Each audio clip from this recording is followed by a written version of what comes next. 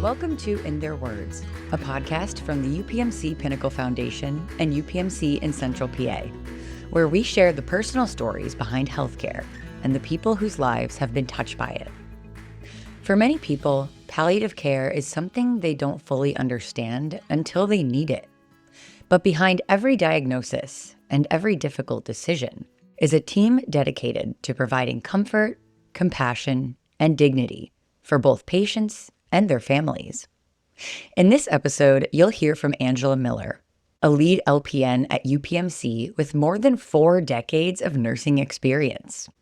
After spending her career caring for others, Angela found herself on the other side of healthcare as her father faced advanced heart failure.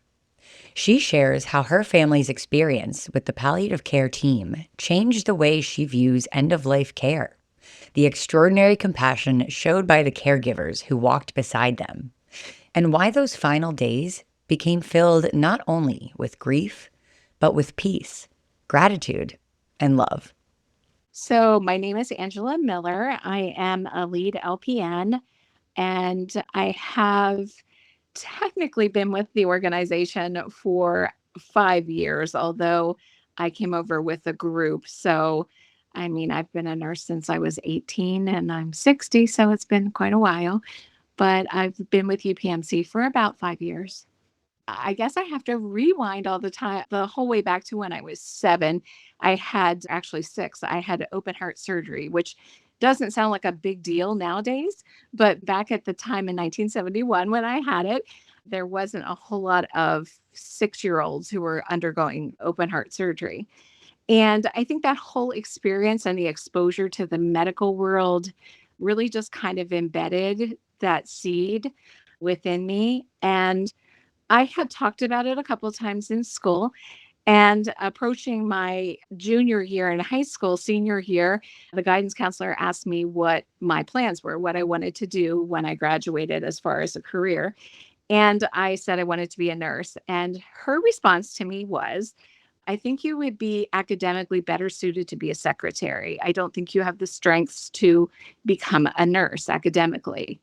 And I just kind of said, okay, well, thanks for your opinion, but that's what I want to do.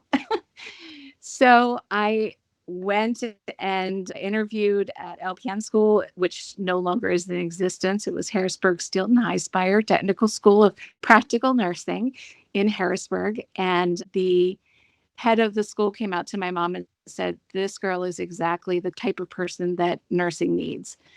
And I did have to work hard for it. And there's nothing wrong with having to work hard for something. And I did take a break because shortly after starting the program, my grandfather on my mom's side, who was very much like a father figure to me, was diagnosed with pancreatic cancer. And emotionally, I just wasn't ready to handle all of that and try to do nursing school as well. So I took a break and spent that time with him and got a job, a part-time job, and saved up so I could pay my tuition back.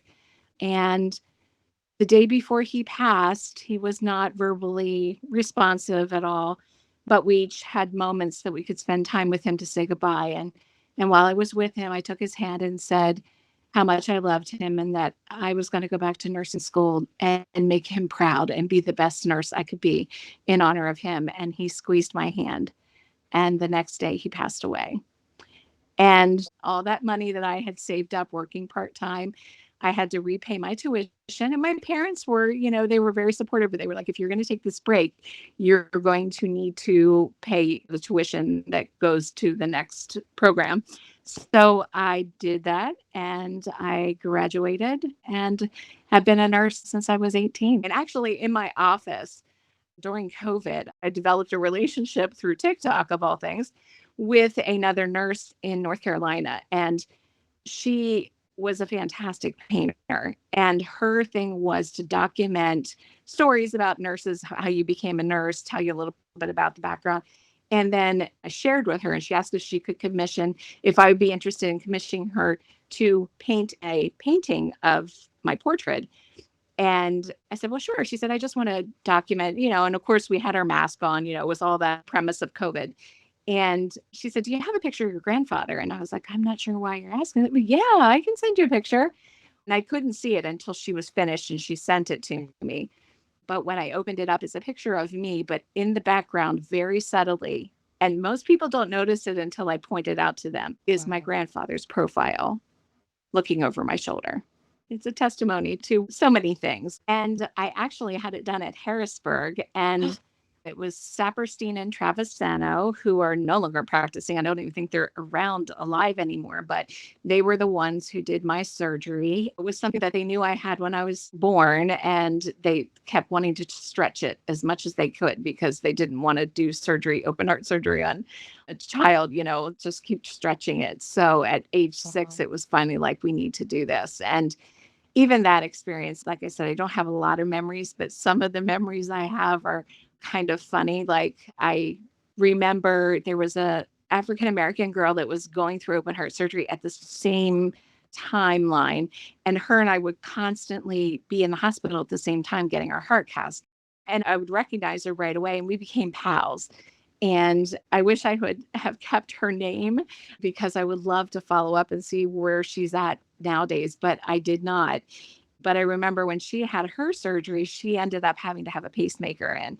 So I pushed her out in a wheelchair out to the nurse's station at night so we could get ice cream. So I think a lot of nurses and healthcare providers, the basis of us is that we're just driven to help people. They come to you at the most vulnerable of times. And especially now, I mean, healthcare has changed. It's become a different animal, so to speak. And it's important to have that advocate. And nursing is much bigger. And when I say nursing, I'm not just meaning an RN or an LPN. I'm talking about all of healthcare. I look at us as all an intricate team. It is not just one person. It is us as a team coming together to help that patient. And it's very humbling and it's very satisfying to know that you can help someone who is scared or unsure, and you can give them that reassurance of, like, I've got you. And you really do. You give every patient 110%.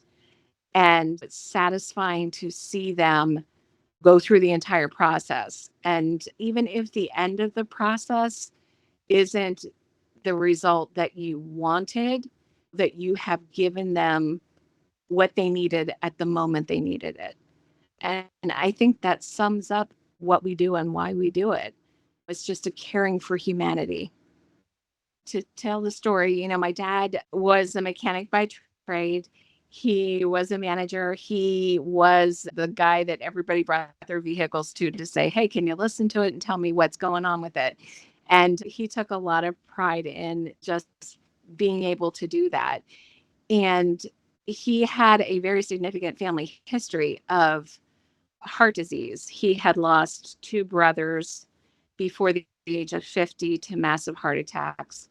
His mother had passed before the age of 50 to a massive heart attack. So there was a lot of heart disease in the family. And at age 50, he was experiencing some chest pain. So they did a heart cath and found, incidentally, a widowmaker or a left main blockage. So he had that repaired, but he struggled a lot cardiac wise, his heart health.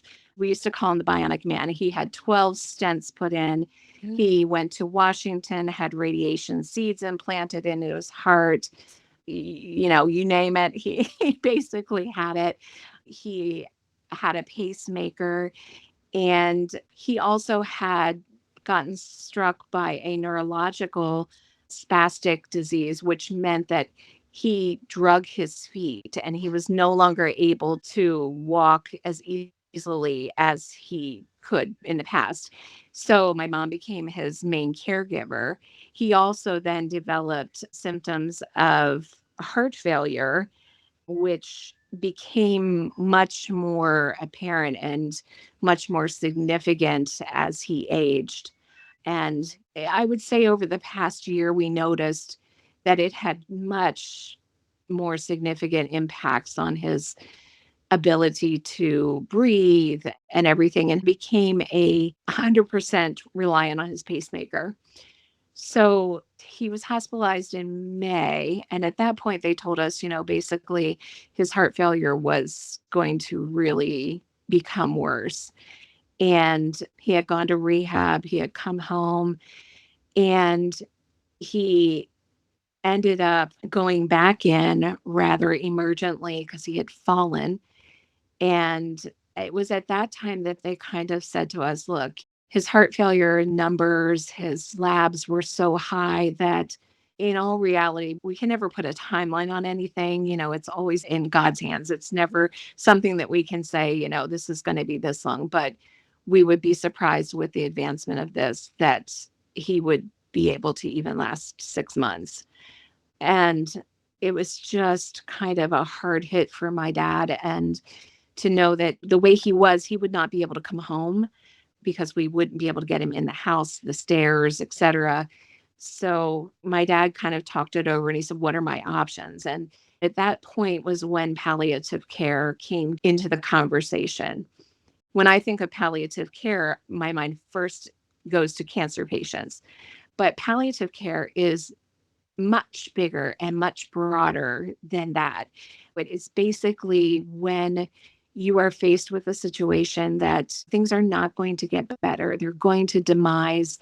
And palliative care enables us to have control in an environment where we don't have control, and enables us to make decisions that can make those ending days or that ending time not only comfortable for the patient, which is always the utmost important thing, but it can also help comfort the family as they're transitioning through facing the loss of the loved one. And I really didn't understand the full depths of what they do and how amazing they are until I walked through it. The whole entire team was incredible. And dad started out on the fifth floor, which is more of a cardiac floor. And when he became palliative care, they did change him down to the third floor. But I would be remiss if I did not mention the nurses and everyone, all the staff on the fifth floor, because they were amazing as well. But when we came down to the third floor and palliative and hospice became involved, everybody was outstanding. There were a few, though, that really touched our hearts. And the one was Dr. Gregory Kohler, who was one of the hospitalists. There was a support person, Elaine. Some of the nurses were Holly and Giovanni and Thalia. I just cannot express how much they went above and beyond to just bring us a sense of peace that we didn't have to worry about things. They were constantly talking to us. If you notice that he's in pain, if you think he needs anything, please don't hesitate. They were in to check every hour, not only on him, but do you need anything? Can I do anything for you or your mom? Because my mom and I had stayed there for that period of time that he was in palliative care.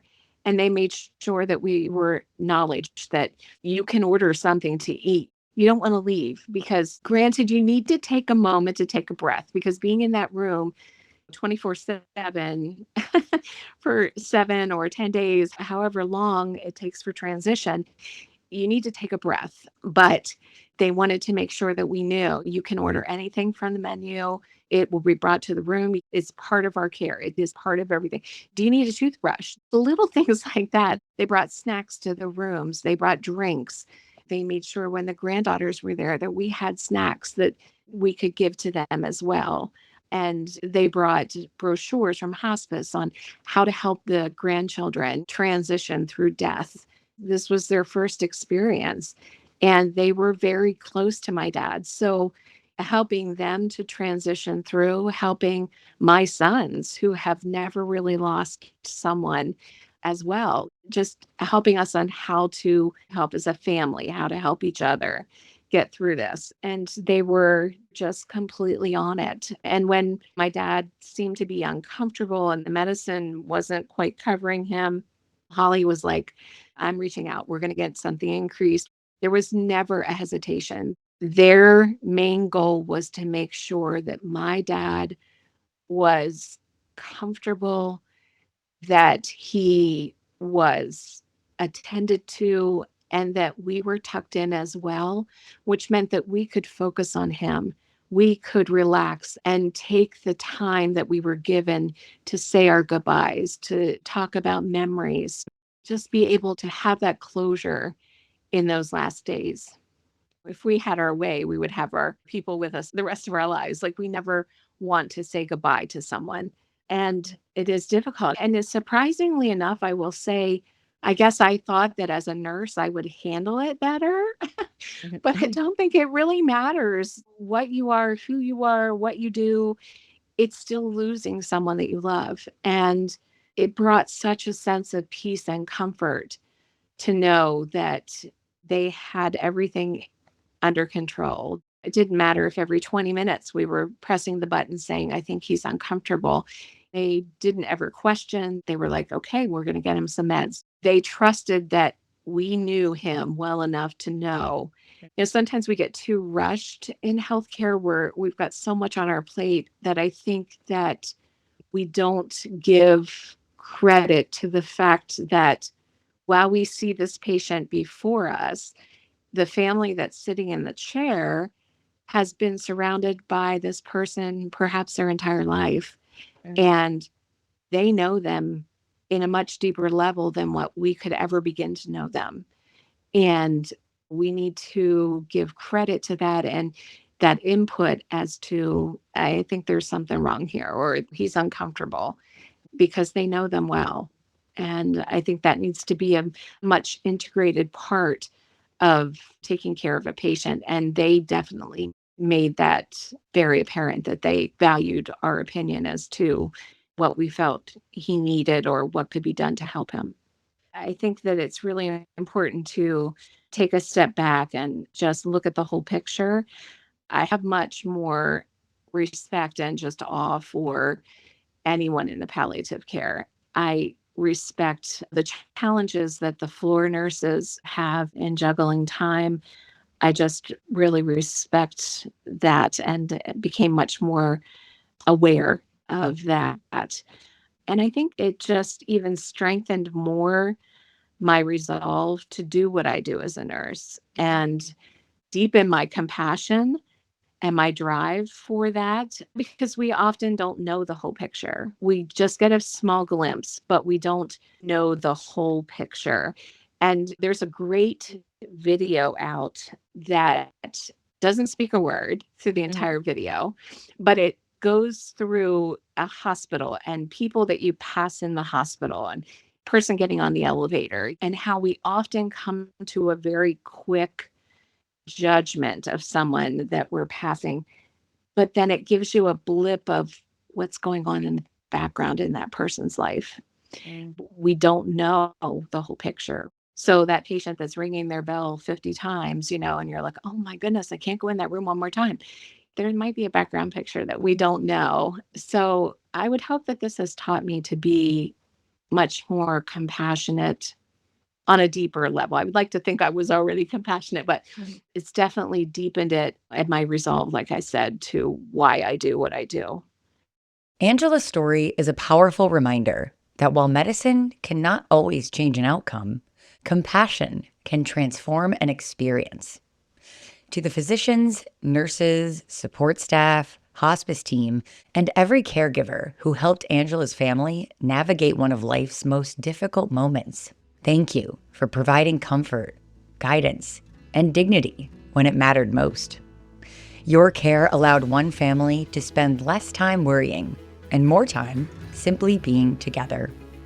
Thank you for listening to In Their Words, a podcast from the UPMC Pinnacle Foundation and UPMC in Central PA.